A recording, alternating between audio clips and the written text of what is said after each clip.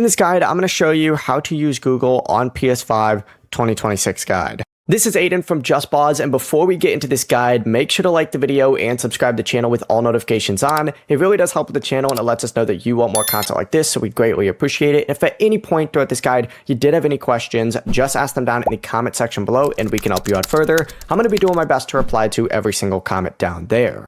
Now, starting off on the PS5 home screen, you need to open up your settings up in the top right. So select that and then scroll down and you're going to see accessibility on here. Hit display and sound and hit zoom, and you're going to want to make sure that this is turned on. It's not a requirement, but I will say I highly recommend it. It's going to make it a lot easier to see.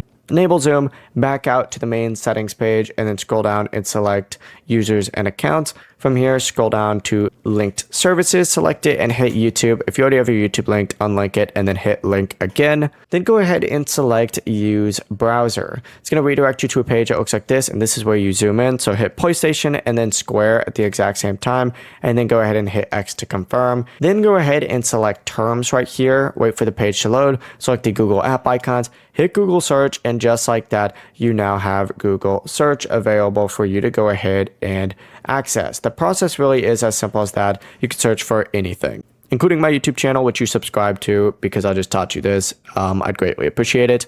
Before you do leave, make sure to like the video and subscribe to the channel with all notifications on. It really does help with the channel, and it lets us know that you want more content like this. We'd greatly appreciate it. And if at any point throughout this guide you did have any questions, just ask them down in the comment section below and we can help you out further. I'm going to be doing my best to reply to every single comment down there. Peace.